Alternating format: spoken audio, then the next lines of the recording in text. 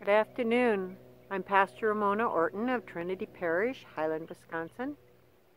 It's Friday, March 27th. I thought some of you would appreciate knowing that. It's easy to lose track of what day it is in this time of social distancing and self-isolation. It makes me wonder if Jesus counted the days he spent in the wilderness.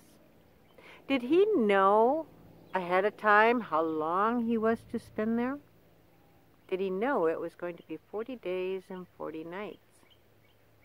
I think it makes a difference if we know ahead of time how long we're going to have to endure something. One can count down the days until you go back to eating chocolate, being on Facebook. You can see the end. But if you don't know when or if this experience is going to end, it makes it far more difficult. You can't count the days until it's over. You can't cross them off the calendar. You can only count the number of days you've endured so far and take each day as it comes and hope you can continue.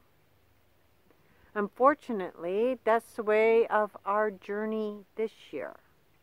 Though Easter will come on April 12th, whether we're able to gather together in our churches or not, and our Lenten journey according to our church calendar will be over.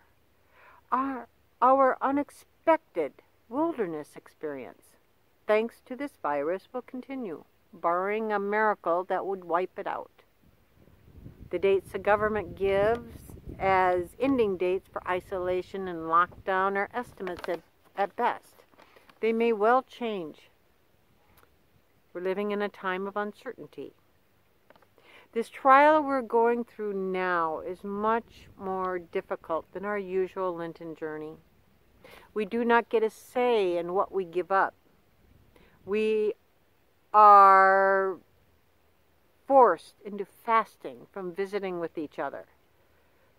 We're fasting from being able to run to the store for that missing ingredient or something we crave.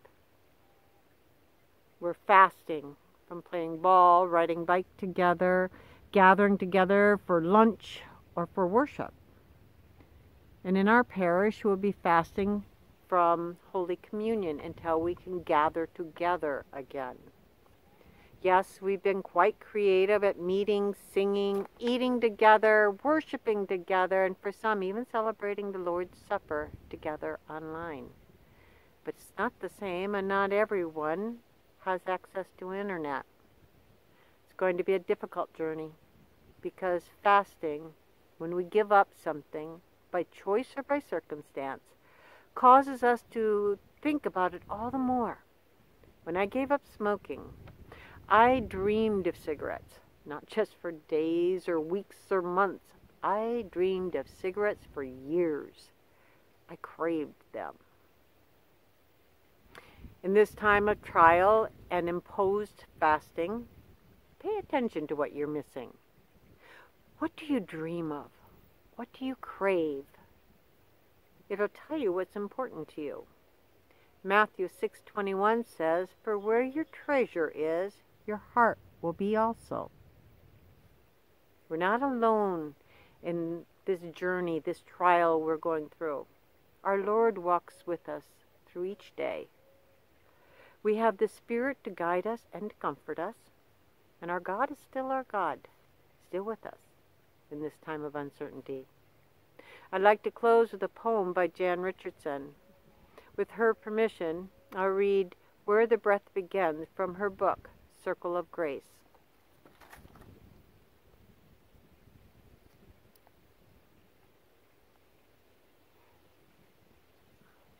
She begins with the verse from Matthew 4:2. He fasted 40 days and 40 nights. Dry and dry and dry in each direction.